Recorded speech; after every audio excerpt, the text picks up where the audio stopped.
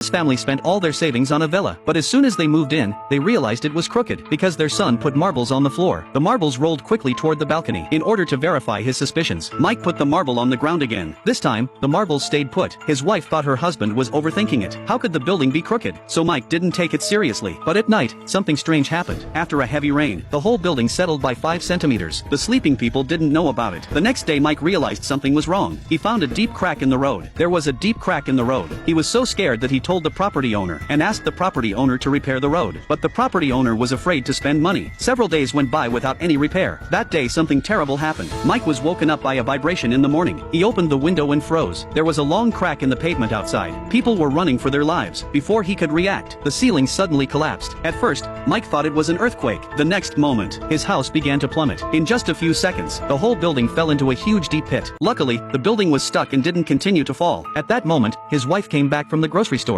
She saw her home disappear. She was stunned. She couldn't imagine the building they just bought falling into the ground. The wife thought her son was with Mike. When Mike opened the door to his son's room, but found it empty. Just when Mike didn't know what to do, a car suddenly fell from the sky and burst into his living room. Mike didn't realize until the car stopped. The unlucky guy in the car was his own colleague, so he rushed to rescue him without saying a word. But due to the force he exerted, he pulled the handle off the car. The car was sliding backward. His co-worker pulled on the handle, but the next second, Mike was speechless. When the car was about to fall, the building fell again and stuck the car on the edge of the pit. His colleague was lucky to survive. Mike pulled his colleague out of the car. They looked for other survivors to stay alive. Then they went to the roof to call for help. But when they got to the roof they froze. There was no way they could get a signal at this depth. In order to get help, they called out to the hole. But the tragedy was, they shouted at the top of their lungs but got no response.